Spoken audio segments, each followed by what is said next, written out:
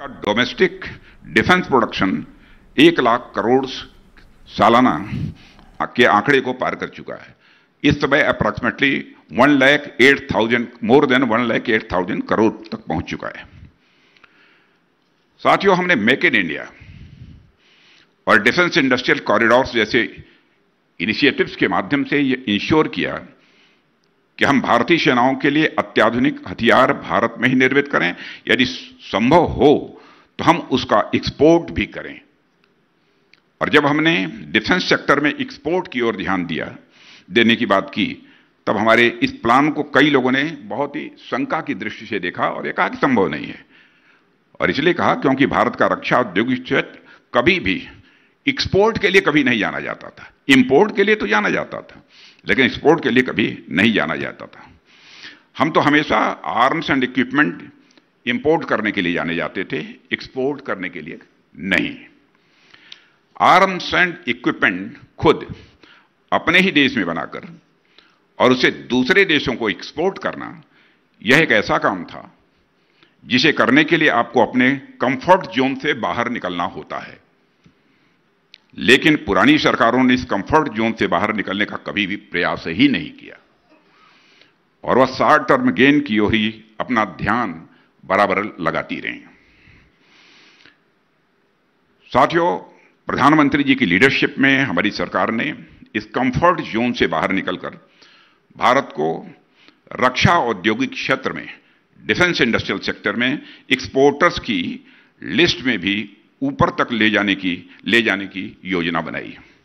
और आज आप देख सकते हैं कि हम अपने उन प्रयासों में सफल भी हुए, जिसे इस आंकड़े से समझा जा सकता है कि आज से 7-8 साल पहले डिफेंस इक्विपमेंट्स का एनुअल एक्सपोर्ट, जहां कुल जमा 1,000 करोड़ भी रुपए भी नहीं हुआ करता था, लेस देन 1,000 करोड़ था भारत में एक्सपोर्ट डिफेंस इक्विपमेंट्स का, वह आज लगभग 20,000 करोड़ रुपए पहुंच गया है।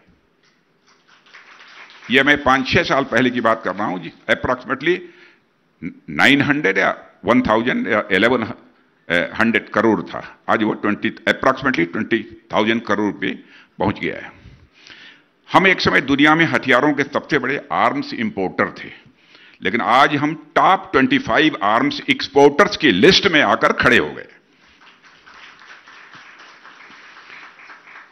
साथियों, अब हमने बड़ी बड़ी कंपनियों को सपोर्ट करना तो जारी रखा ही, लेकिन उसके साथ साथ हमने स्टार्टअप्स के माध्यम से यंग माइंड्स में भी डिफेंस सेक्टर में, यंग माइंड्स को भी डिफेंस सेक्टर में हम लोगों ने इनवाइट किया। स्वाभाविक सी बात है कि जब कोई सरकार स्टार्टअप्स में इन्वेस्ट करने की सोचती है तो वह लॉन्ग टर्म गेन के बारे में सोचती है, क्योंकि यही कंपनीज आने वाले 20-25 सालों में अपनी इनोवेशन के दम पर हो सकता है कोई ऐसा काम कर दें जो वैश्विक पटल पर देश की एक पहचान ही बदल दे। इसलिए अभी हाल में ही डिफेंस एक्विजिशन काउंसिल की जो भी मीटिंग हुई है, जिसमें डॉक्टर कामत हमारे डीआरडीओ के यहां पर चेयरमैन, DDNRD सेक्रेटरी भी बैठे हैं, वो भी मौजूद थे।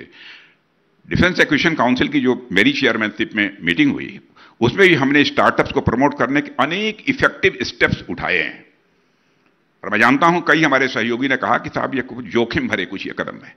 मैंने कहा हम एक बार एक्सपेरिमेंट इस काम को करेंगे, तो उसमें मेजर रिफॉर्म हमने किए हैं और हमने स्टार्टअप्स से प्रोक्योरमेंट करने के लिए कॉस्टिंग, पेमेंट टर्म्स और एलिजिबिलिटी आदि को काफी लिबरलाइज कर दिया है। हां, इस बात को मैंने जरूर कहा है, जिस तरीके से इसको लिबरलाइज हम लोगों ने किया है, 1 साल के बाद फिर से हमको समीक्षा करनी चाहिए और करेंगे समीक्षा। और आज तो स्टार्टअप्स के बारे में ये बतलाते हुए मुझे खुशी होती है कि जहां पर 2014 के पहले बामुश्किल 300, 400, 500 स्टार्टअप्स हमारे देश में हुआ करते थे, आज उनका नंबर 1 लाख से अधिक हो गया है।